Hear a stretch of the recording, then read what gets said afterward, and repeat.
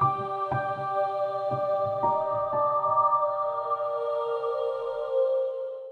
guys, welcome back to the channel. It is finally time for part 2 of the Identity V Iceberg. Part 2, I should say. Sorry it took a lot longer than expected, and thank you for your patience. I had to re-record this like 3 times. A quick little warning, this part will be much darker than part 1. It deals with some controversial and offensive content. I've put a content warning at the beginning of the video. As always, remember that this video is speculative and things are subject to change. Remember to have fun. So we start with Tier 4 where we left off last time. Lagan. While it's not confirmed, it's pretty easy to theorize that Ganji is based on the 2001 Indian film Lagan, in which Indian farmers fight against their British colonizers in a game of cricket. The colonizers challenged the farmers to cricket because it was a British sport and they knew that they wouldn't know how to play. British people be like. I won't spoil the movie, check it out if you're interested. Ganji himself was an outstanding professional cricket player who played against the Royal British cricket team. He did so well that the Royals asked him to join their team and he moved into the team's Manor. But it doesn't go smoothly. Ganji quickly realized that these people did not care about him. So the obvious connections between Lagan and Ganji are his fight against the evil British people and his professional cricket career. The Last Circus. The whole Margie Joker Sergei Hullabaloo plotline is based on the 2010 Spanish film The Last Circus. The sad clown is in love with the funny clown's girlfriend. Sergei, happy clown, is abusive to Natalia, his girlfriend, and she confides in Heyyy, sad clown. At some point, both of the clowns' faces are disfigured by Heyyy. Heyyy stalks and kidnaps Natalia in this movie, so hopefully Weepy doesn't do that, but he probably did. This movie is quite violent, and it unravels into much more than just a silly circus film. Let me know if you've seen it.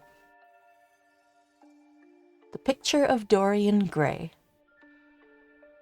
This is more media that has seemed to inspire Identity V.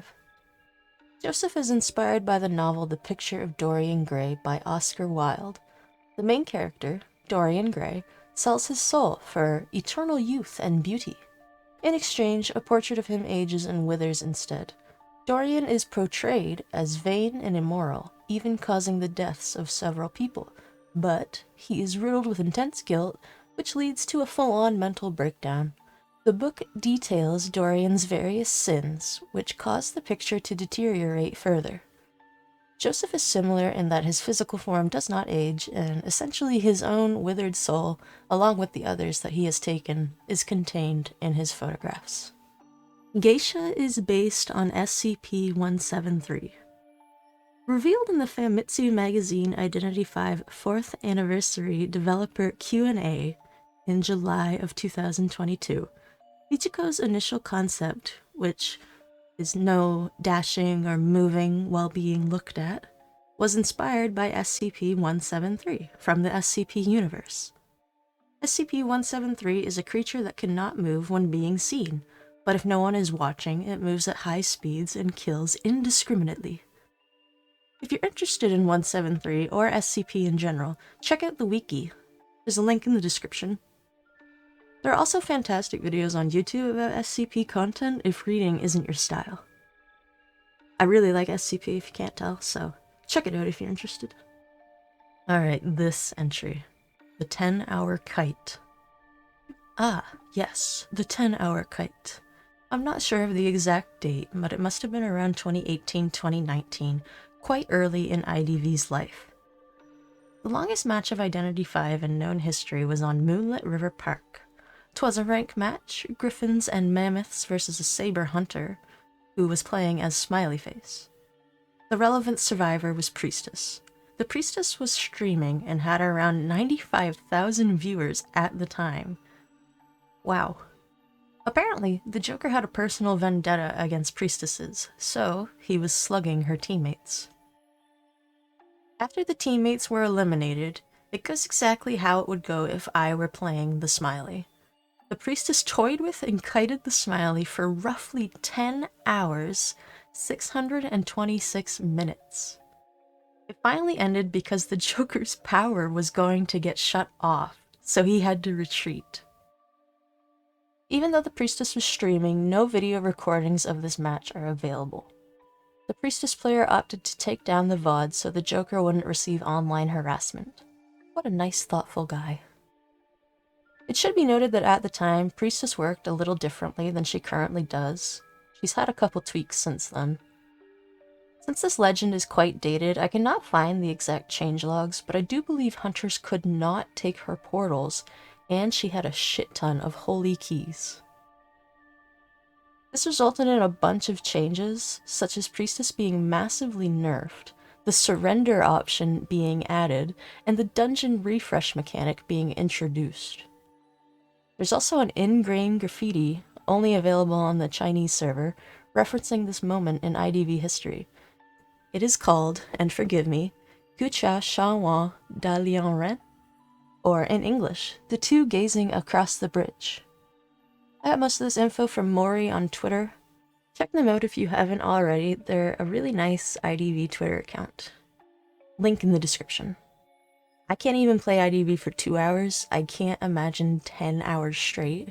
Bravest Identity V players. Strangers. This entry refers to some early concept survivor designs. Stranger 1, Stranger 2, and the classic Graveyard Girl. They are modeled and were intended to be playable, but were scrapped. Some clues about them still exist in the game though.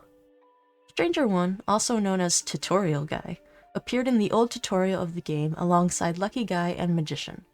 According to the Identity V wiki, he possibly came to the manor with Lucky Guy, or is maybe related to him. However, I cannot find an actual source for this. You can actually pull a basic portrait of him in the previous season's memory sphere. We know next to nothing about Stranger 2, but we do have this image of him. He's certainly a guy. It should be noted his design is similar to creatures, so he may have been scrapped due to that. There is a basic portrait of him in the game as well, which was in Seasons 1 to 3 rank treasure. I don't think you can get it anymore. Graveyard Girl, a fan favorite, was featured in many pre-release IDV promo art. Like the others, she was scrapped as a character, but her model was used in-game for the photo of the missing girl from Detective Orpheus's case in the original tutorial of the game. Lucky Guy is a time traveler. This is a theory that is exactly what it says. Lucky Guy is a time traveler. This theory was birthed because of his clothes, which are oddly modern compared to the other survivors. A t-shirt, jeans, the Converse? Bro. This entry actually relates back to the last entry about the strangers. Lucky Guy, along with them, were designed around the same time in the development of the game. This is when the characters were being designed as more modern, as you can see with the clothing they wear. So there's the answer to Lucky Guy's clothes, but it's still a fun theory. Official accounts being toxic. Sometimes the official IDV social media accounts can be a little strange. One of the most famous examples of this is, "Took me 30 minutes to upload that shit," which is a direct quote from IDV's official Instagram.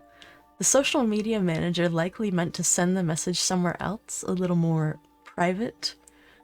It was soon deleted. Either way, it never fails to make me laugh. They usually roleplay as Emma when posting, so I just imagine Emma saying that every time I hear about it. "Took me 30 minutes to upload that shit." Yidra Slenderman. Slenderman Identity V is real and his mom is Yidra. Kinda. Yidra has an accessory called Shadow Doll, which is very similar to the famous creepypasta character Slenderman. Ooh. He even has tendrils. Ooh. Very cool, Yidra. Thank you. Cipher Machine Pet Easter Egg. The pet mini cipher machine is a mini cipher machine that has arms and legs. They're cute. I like them. This pet is probably an Easter egg or reference by the devs regarding the old IDV video that showed a bug that featured a cipher machine tearing across the map like a goddamn race car. Unfortunately, I cannot find the original video, but there is this tiny version available on the IDV wiki. This was caused by a model swap bug. The player who uploaded the video was using the skin White Aladdin for Magician, and in the showcase video for the mini Cypher Machine pet, it is shown alongside a magician wearing the White Aladdin skin. Super cute Easter egg. Nostalgic maps. There used to be special marks you could take into battle that would reward you with extra points. When you equip 3 bravery marks, it would unlock a secret scarier map for Arms Factory, Sacred Heart Hospital, and the Red Church. These are the beta versions of the maps, and they are darker, they have fog, and just overall they're spookier. Thanks to Cinnamon Roll for telling me about this entry. Joseph's old recovery. Joseph used to have a different recovery animation. He flicks his sword behind his back and rubs it off. It was pretty cool, not gonna lie. Supposedly, the devs changed this animation because Joseph is an old man and wouldn't be able to do this motion. Canon. Bandage Man? Question mark. There is a creepy Easter egg on Sacred Heart Hospital. If you are far enough away from the hospital, birdcage as some call it, you can see a figure wrapped in bandages in a hole in the second floor of the building. It's Lucky Guy's model, but wrapped up like a mummy. Very spooky. You can see the Bandage Man up close by using Yudra and her followers, or by using Tracy's doll. Geisha marriage skins. Michiko has 2 bridal-themed skins, Bride and Shiramuku. Bride is, as it says, a wedding dress, and Shiramuku is a traditional Japanese wedding kimono. A somber theory is that these 2 skins represent the 2 sides of her life, Japan and America, with Miles. It's also common for foreigners to have 2 weddings when they marry abroad, one for one side of the family and one for the other, in their respective countries. This is something she never got to have. More geisha angst. Hydra Postman. Hydra Postman, or just Victor being Hydra rank in general, is a meme within the stage play community. Victor's stage play actor, Yota Suzuki, actually plays Identity V regularly. His highest rank is Hydra, and he is a sculptor main. There are some clips of his gameplay on his Instagram. Linked below. Heyyy Wu Chang. The Heyyy Wu Chang are a pair of deities in Chinese folklore who escort the dead to the underworld. Heyyy Wu Chang means black and white impermanence, and of course, they respectively wear black and white. Another version of the Heyyy Wu Chang is the Wu Chang Gui, which is one being that changes between 2 different deities depending on the people they encounter. One is a fortune deity who rewards the person for their good deeds. The other is a malevolent deity who punishes the person for their wrongdoings. Bear Girl and Longing Tiger. Tracy's Bear Girl and Eli's Longing Tiger bee skins are always paired together. They were released together, and there's a hunter accessory of the 2 called Desperate Prayer. These 2 are based on the Korean Hangul creation myth. A bear and a tiger both prayed to become humans, and their prayers were answered by Hwangnung, the son of the King of Heaven. However, there were conditions. The 2 had to consume 20 cloves of garlic and a bundle of mugwort, all while staying in a cave away from sunlight for 100 days. The tiger gave up after 20 days, but the bear carried on and was eventually turned into a human woman. This woman ended up marrying Hwangnung, and the 2 had a son who they called Hangul. Hangul would go on to become the founder of Korea.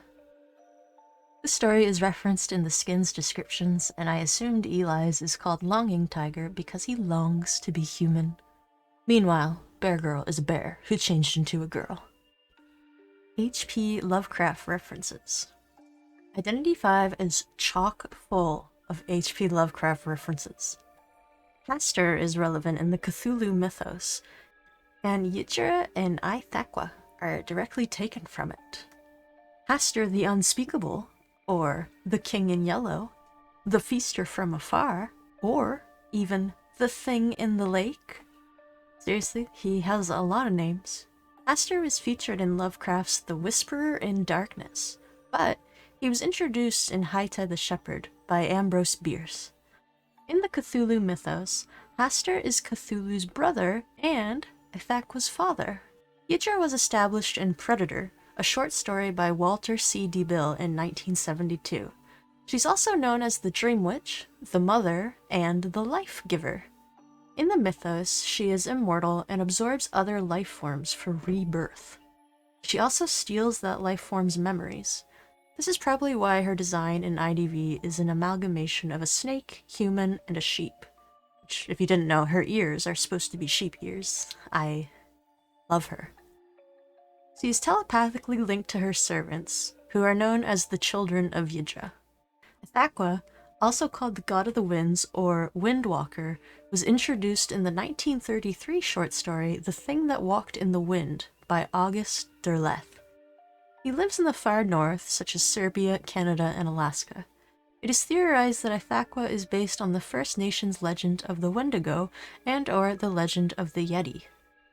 According to the H.P. Lovecraft wiki, he desperately tries to do the do with humanoid females, because he wants a child that can surpass him. But he may also do this because of his crippling loneliness. Very sad. Fiona worships Yog-Sothoth, who is another big player in the mythos. She even has a skin dedicated to him, her special SS tier, which is called the Envoy of Yog-Sothoth. Fun fact, Yog-Sothoth is Hastur's dad. Wow. Researching this entry was really interesting, and I might make a more in-depth video about IDV's Lovecraft connections, because there's a lot. Okay, we are on to Tier 5. Mad Eye's camera model. The Mad Eye's camera model is a tiny camera with wings that floats above the map when the hunter Mad Eyes is in use. This is because he features a top-down view of the map. Not sure why the model needs to be there, but it's cute. I like it. It's also featured as a pet, called Observer. Thanks to Jan is here for this entry again. Teleporting followers on Golden Cave. There was once a bug where Dream Witch's followers would glitch and teleport around the map on Golden Cave. The map has 3 levels, and she would pop up randomly on different levels, jump scaring the players. This was later fixed. Thanks to Simonroll for this explanation. Forward Dingaling. It's a picture of my dingaling. Is such a stupid entry, but it makes me laugh, so... The concept art for William's S. Skin's Speed Skating, the side profile view has something sticking out right where his schlong would be. I have the humor of a child, I'm sorry. Obviously it's not his dick, but his extended thumb. Melly murdered her husband. It is often theorized and even somewhat implied that Melly murdered her husband. Melly Plinius was once a servant of an unnamed manor, but rose in social status when she married the lord of the manor. They eventually became unhappy for unknown reasons and agreed to divorce. However, Melly's ex-husband mysteriously went missing, and she inherited his wealth. Melly used this money to further her research in biology and became a respected figure in the community. Evidence to support Melly being behind her husband's death can be found in her birthday letters. A letter home, 2021. Your reply came as a fright to your father and me. You said you would marry the lord of the manor. You said you would sneak into his study every night to read about insects until the wee hours so you'd have something to talk to him about. So, Melly told her parents about her plan to marry the lord, even saying she'd infiltrate his study to read his books so she could hold conversations with him. This could imply that Melly didn't actually have feelings for him and was marrying him for money, as her family was very poor. A page from a notebook, 2022. When female praying mantises are hungry, they will utilize everything around them to ensure their survival, even devouring the heads of male mantises. This letter references the praying mantis and how the female mantis will often kill their mates. A bit sus. Phasmids are the best at camouflage. They can switch to different forms in accordance with the environment and pretend to be a plant so as to fully integrate into the surrounding environment. This letter may imply that Melly was putting on a facade when she was working at the manor. It might be referring to her time at Alitos Manor though, as this letter is addressed to Alice. The last bit of evidence is this Deduction Star 2021 quote. Most coincidences aren't really coincidences. Same goes for accidents. Melly Plinius, what are you hiding? Identity V YouTube hacked. In September of 2022, the official Identity V YouTube account was hacked. Supposedly, it was done by Russian crypto scammers, and they spammed the account with Elon Musk and Tesla-related videos. I don't get why they would target IDV's fan base, to be honest. There was a momentary power struggle between the hacker and NetEase, but eventually the channel was restored to normal. At one point, the hackers renamed the channel, "Give us stream, and we won't delete your channel." What does that mean? Give us stream. What stream? The bees cancel the pussy. This is a quote from an English COA commentator, Nello Mello. It is absolutely absurd how difficult it is to find the clip of this, but alas, TikTok comes in clutch. Second cat is gonna be unleashed. Oh my god, the cat has caught onto Juan. Meow meow is gonna come in, but the beast is gonna cancel the pussy. It's gonna cancel the cat. And now, my god, what? Oh my god, I'm just so excited about this Disciple gameplay here. So pardon me for some languages that I might have used, but I'm just so excited about the cat here because I'm also a cat person. I love this dude. He says the wackiest shit. Meow meow. Geisha wants skin Mama Michiko. In the first Iceberg video, I spoke of Mama Michiko. While I already covered it, a YouTube commenter, Shovel Anatomy, suggested an alternative meaning. In Geisha's once skin, Chintz, she has a beautiful animation of two goldfish swimming around her. In certain mythologies, a pair of goldfish can represent fertility. If you missed Michiko's lore, she was a geisha who fell in love with an American soldier named Miles. Michiko and Miles moved to America together, but Miles' father disapproved of their relationship. One day, Miles left for a business trip, and when he returned, Michiko was gone. His father told him she ran away with another man, but Miles never believed this and searched for his wife. Michiko was never heard from again, so it is a very tragic sight to see that she was perhaps destined to be a mother. Yet again, more geisha angst. COA scandal. During the Call of Abyss 4 SEA qualifier, one match was having ping issues, and 3 out of 4 of the survivors kept disconnecting. As per tournament rules, hunters cannot down survivors while the player is reconnecting or AFK. So, the hunter, who knew this Gravekeeper was reconnecting, quickly downed him, then paused the match. No one else was able to pause the match, as the mechanic already did it once, and Merc and Gravekeeper were out of the game.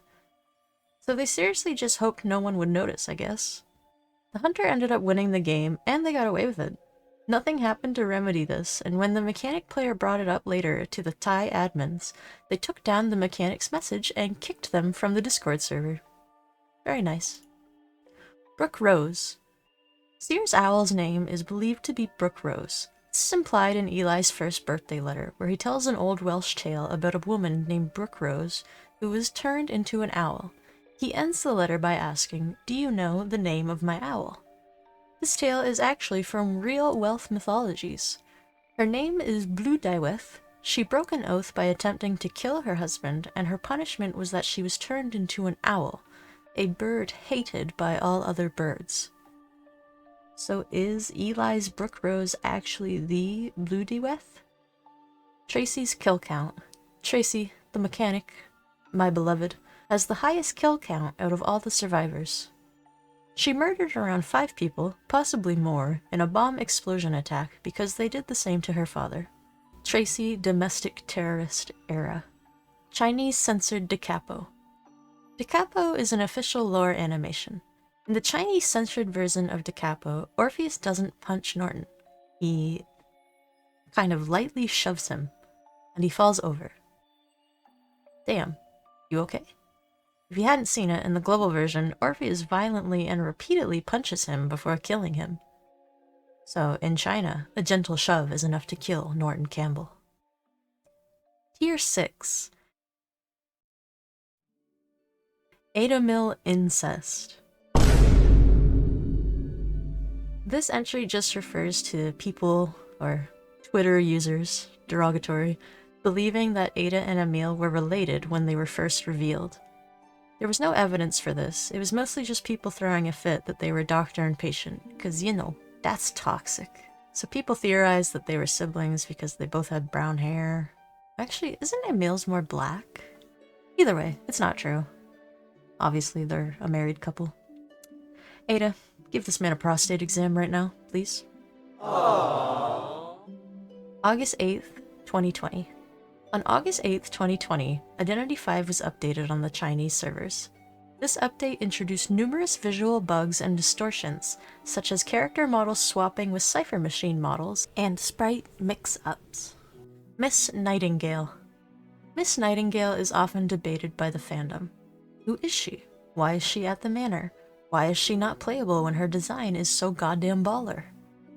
The two most popular theories are that her real identity is Alice's mother, Mrs. de Ross, or is Alice herself. Mrs. de Ross was Dennis de Ross's wife, making her a co-owner of the de Ross Manor, so that would answer why she's there and why she holds power over the playable characters. Mrs. de Ross was also a composer, which connects to the Nightingale's song. She also just so happens to have feathers featured on her dress, as seen in the various images of her. The de Rosses also had a child other than Alice, a boy whose name is unknown. He is only known as Baron de Ross, or the Baron, or the Lord, as he is the current owner of the manor, now called Oletus Manor. We'll talk more about him later. He was likely adopted, as there was no mention of him being born. So, being the mother of the owner is yet another reason for Mrs. de Ross to still be hanging around the manor. If you didn't know, both she and her husband were killed when an angry mob attacked the manor. But when has a character death ever stopped Identity V from reusing a character? The second option is that Miss Nightingale is not Alice's mother, but Alice herself, perhaps even a future Hunter version of her. The evidence to support this is that in Memory's background story, she turns into a bird that looks to be a common nightingale. Also in the trailer, Orpheus calls Memory my Nightingale. Not to mention her parents once owned the manor, and her brother is the Baron of the manor, serving as an obvious connection between Alice and the manor.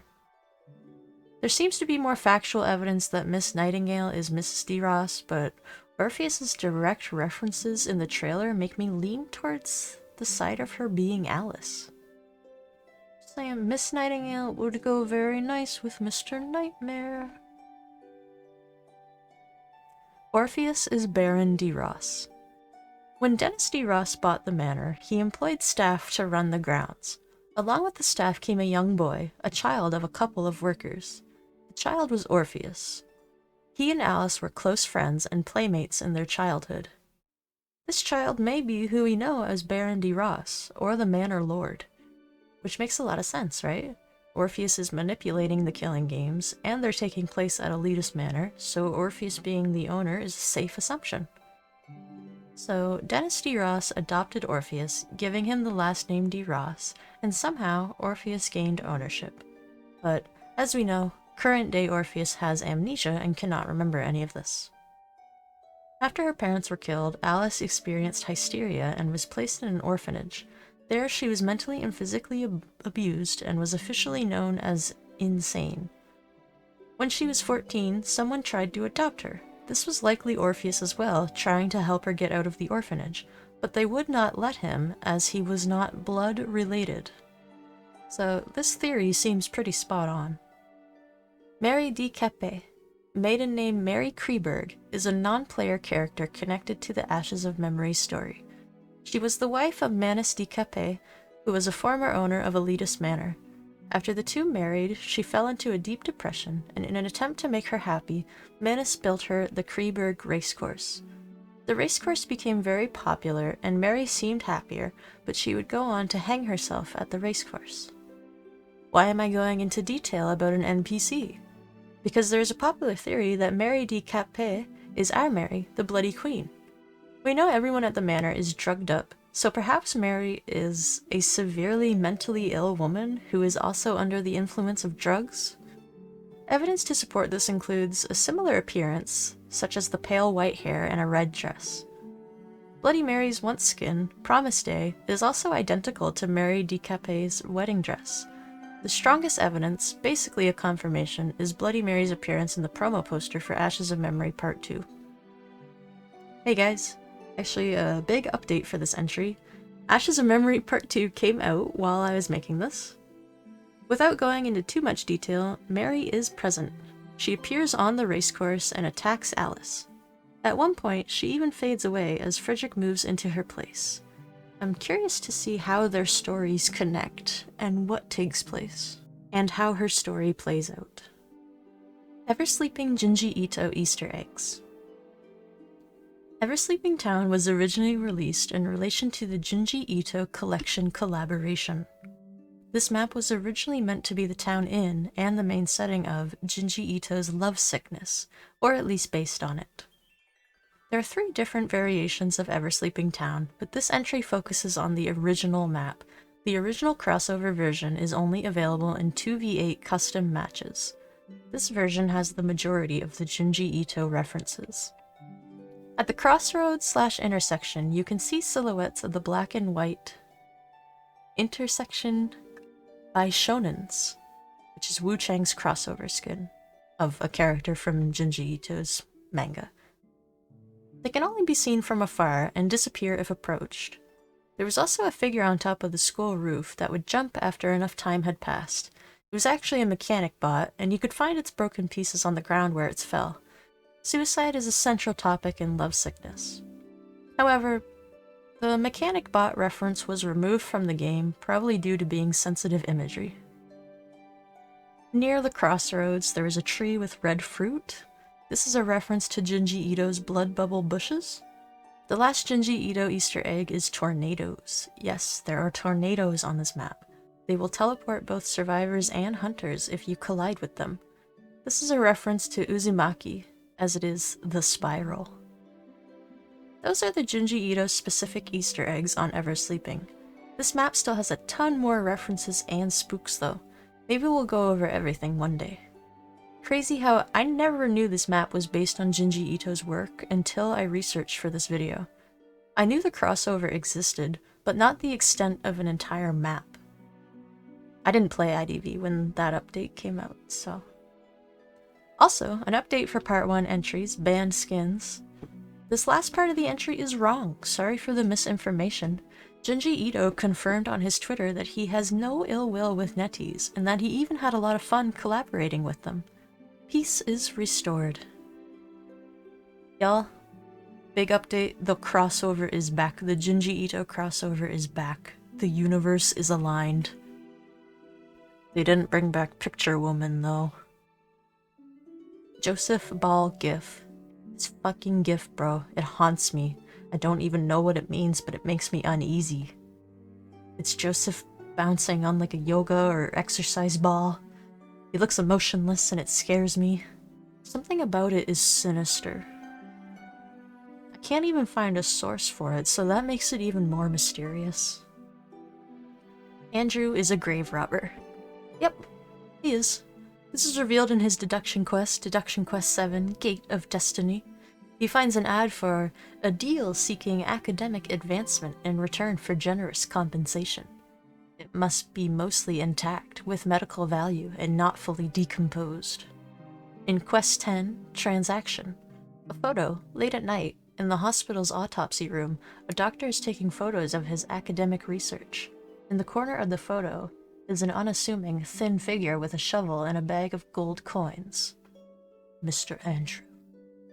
Quest 11, Exposed, a confidential investigation report.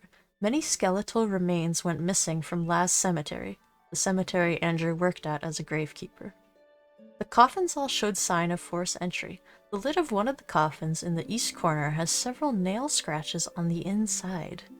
The gravekeeper, Andrew Crease, and the night patroller are missing. This is further explored in Andrew's birthday letters. His 2022 letter is from his underground employer, MS, thanking him for the slabs he delivered. Slab meaning body, of course. It should also be noted that the doctor who is experimenting on these dead bodies is Percy, or Undead. Before he died and was resurrected, of course. As the Implorer I mentioned earlier is Mikhail, Percy's assistant. Percy was experimenting with resurrection and wanted to create a perfect human, so he needed lots of dead bodies to try to resurrect them. So yeah, while it is not outright stated, I think it's more than enough info to deduce that Andrew is a grave robber as well as a grave keeper. Get that bag, king. Bane's tongue. Bane worked as a gamekeeper at Elitist Manor. He protected the forest from poachers and trespassers. He also raised an orphan elk called Blacknose during this time. Blacknose grew up to become the alpha of his herd, the leader of his herd. One day, a group of scorned poachers raided the forest and killed Blacknose. They attacked Bane, cut out his tongue, and stuffed Blacknose's head on top of Bane's head and left him to die in a bear trap.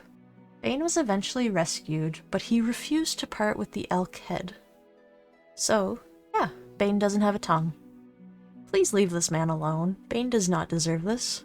Blacknose also did not deserve this. Cool Identity V fact though, Bane's character day, May 21st, is the day Blacknose was born. Joker's face. It could be interpreted that when the weeping clown stole the smiling clown's identity, he did so literally. He took his identity, his mask, and maybe even his actual face. Sergei took Joker's face from him with the acid, so maybe Joker wanted to take his too. Joker's Deduction Quest 10, New Face. People often say that there is nothing new if the old remains. Answer: thank you, this face is suitable. Of course, this could all be referring to Sergei's smiling mask, and I'm just waffling, but there's more. Joker's 2020 letter. Investigation report. Mr. Mike Morton. According to my source in the police department, the faceless in the Moon River tragedy had a healthy physique, contrary to the acid burn victim Joker previously reported. Sergei's whereabouts are still under investigation, and judging by the evidence we have, there's a possibility that he didn't leave Moon River Park alive. Wish you well, sincerely, Arthur Russell. So Joker attempted to use Sergei's body to fake his own death, then slip in and replace Sergei? He quite literally took his entire identity, but the popo was on him. Either way, that's the entry. Joker may or may not have skinned Sergei's face. Tier 7. The final tier. Wax artist incest. The second incest entry. When Philippe was first revealed and the fandom saw the wax woman on his shoulder, most first impression was that she was his lover or wife. So this is kind of the reverse of the Ada and Emil incest entry. I don't blame anyone for this. Usually, the first assumed connection between an unknown man and woman is them being a couple. Obviously, now everybody knows that they're siblings, but that certainly doesn't stop some people from shipping them. And you know what? To be honest, and no, before you say anything, I don't ship them, but as someone with a sibling, Philippe's interactions with Christine are very strange to me. Why is he stroking her face? What's going on? I guess they're very close. Let's not even talk about the fact that she is a corpse fused onto his own body. Interesting concept, though. Waxman got a lot of shit going on. Bungo controversy. Identity V's Bungo Stray Dogs crossover event had quite a bit of controversy. Originally, there were going to be 5 skins. Atsushi Nakajima for Merc, Osamu Dazai for Prisoner, Rampo Itogawa for Painter, and 2 unreleased skins, Doppo Kunikita for Novelist and Akiko Yosano for Doctor. They were great skins, but they also caused the event to be delayed and for almost half of its content to be scrapped. If you didn't know, Bungo Stray Dogs characters are based on real-life historical Japanese writers, as they are named. Doppo Kunikita is controversial due to his time as a war correspondent for the Kokumen Shimbun newspaper. This was all during the First Sino-Japanese War, and his reports featured his personal observations of Chinese and Korean culture. These reports suggested China and Korea were both behind Japan's modern society. He also conveniently did not report on Japanese war crimes, such as the Port Arthur massacre. Akiko Yasano had controversy surrounding her poem from 1932, Rosy-Cheeked Death. The poem is about the First Battle of Shanghai during the Second Sino-Japanese War. Yosano supported her country against China, in turn supporting Japanese imperialism. She called the Chinese foolish for trying to resist Japan because Japan, in her words, was a good neighbor, and that China could not beat them.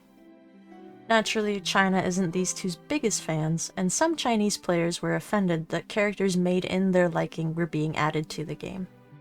Skin chair. Galate's wheelchair is potentially made of human skin. In an official Weibo post about her design, it says the skin on her chair is of unknown origin, which is commonly used in media to refer to human leather. Why did she do this? How did she do this? Where did the wheelchair come from? Does Galate even know it's human skin? I have many questions. Violetta abuse. Oh my god, Violetta.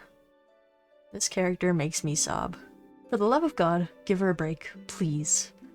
Violetta was born with deformed limbs, or maybe no limbs at all. As a baby, she was abandoned at a freak show. The owner, Max, took her in and put her on display. Eventually, the audience grew bored of her act and her revenue dropped. Unfortunately, money was all Max cared about. He sold her off. Violetta ended up at Hullabaloo Circus, but her career never really regained any steam. But she receives an invitation to perform at Elitist Manor, only for Joker to kill her while she's there. During her time at the manor, he forcibly removed her prosthetic limbs and left her outside in the snow to die. Somebody kill this clown. Lucino controversy. Alright, this one is pretty hefty. If you don't know, throughout history, anti-Semitic people have targeted Jewish people with reptilian conspiracy theories and stereotypes. The theories are a bit convoluted, but they basically boil down to Jewish people being lizards, reptilians, and/or they have evil plans to take over the world. Think of like New World Order, etc. Some stereotypes used to relate reptiles to Jewish people include green skin, yellow slit eyes, and of course, being a reptile in general. I assume I don't need to explain that Jewish people are not green, nor do they have yellow slit eyes. On top of Lucino being a lizard, the devs love to refer to him as greedy. This is another Jewish stereotype. He also has red and ginger hair, which is another stereotype. On top of all this, Lucino's bee skin mutation features a Star of David, a common Jewish symbol. This kicked up more dust in the community, but the explanation for this one is that it's not meant to be a Star of David, but a modern alchemy symbol called the hexagram, which is used to represent the four elements: water, fire, earth, and air. So if you know the essence lore, that goes pretty hand in hand. So, these two symbols look exactly the same, and NetEase has never clarified, so believe what you will. I do think that this is an odd amount of occurrences. So, NetEase, a little sus. I ain't gonna lie. Alright, wax artist again. Wax artist racist backstory / wax artist players are racist. Okay, don't get mad at me please, I don't believe this, it's just a notable and recurring fandom talking point. Philippe's backstory is that he worked in a field of pseudoscience called physiognomy. Physiognomy is the belief that a person's character is somehow related to their outward appearance or facial structure. I'm sure I don't have to explain why this is a flawed belief, rampant with racism and ableism. Once his theory is finally confirmed, how many future criminals will be strangled in the cradle before given a chance to taint the world? So that's where this entry stems from. He's not confirmed to be racist, but I don't know why anyone would confirm a character to be racist. Basically, it is unknown if NetEase did this intentionally, but one would assume that they did some research. Not much more to say, this doesn't mean you're racist because you play him. He's a fictional character. Panda Charity Controversy. Another NetEase L. In the month of August 2022, NetEase released their charity crossover event with the Chengdu research base of giant panda breeding. It was a pretty cute event, and for a good cause, but of course, NetEase had to mess something up. In a promotional video for the event, they used a known Black Lives Matter poster created by Micah Bazant and pasted the image of a red panda's face over the man's. This poster was made to protest gun violence, and by doing this, NetEase, intentionally or not, put animal lives on top of human lives. NetEase did take the video down and re-uploaded a fixed version. On the English Identity V Twitter, they also posted an apology, but they didn't post an apology on any of their other global accounts. Season 20, Essence 1. This season is seemingly just winter sports themed, but there's a bit more to it. It is based on a novel by Agatha Christie, And Then There Were None. The novel is about a group of people who are invited to an island, but once they get there, they begin to drop like flies. One of the invitees secretly orchestrated this event to gather those he considered immoral to kill them. A rhyme in each of the guests' rooms corresponds with their death. This is referenced in all of the Essence's skin descriptions, but that's not exactly what this entrance is about. And Then There Were None's original title is, well, I can't actually say it. It was named after the original rhyme that the story was based on. To put it simply, this essence is based on a story with racist origins. Enchantress racist backstory. Patricia has a curse. We don't know the details, just that she has one. The curse could possibly be due to her mixed race. Yikes. Her mother was Haitian and her father was American. Unfortunately, or not, Patricia had neither of them in her life. She did have a lovely foster mother, though. Patricia eventually contacts her birth mother through a traditional ritual with Papa Legba, but doesn't get the response she had hoped for. Her mother said, "You are a disgrace to me," said she has a impure bloodline, called her evidence of a horrific crime, and that she was a shameful bastard. Holy shit, Mom. It's okay, Patty. I'm a bastard too. Yeah, it's pretty easy to interpret this as racist. Not to defend NetEase, but an alternate to this is that the curse refers to Patricia's responsibilities to supply sacrifices for Papa Legba as a sort of payment for the ritual he performed. Like I said at the beginning, we don't know the details, just that she has a curse, and there's evidence that it may be due to her race. Or her mixed blood, I guess. So there you go. You made it to the end. If you're still with me, thanks for sticking around. That's the iceberg. Both NetEase and the Identity V community themselves continue to stir up controversy, and lore is being released slowly but surely, so I'm sure these videos will be outdated soon. Feel free to discuss the video in the comments and let me know what entries you would add to the iceberg. As always, don't forget to like and subscribe, and check out my Twitch for streams throughout the week. Thank you all for watching, and I will see you in the next video.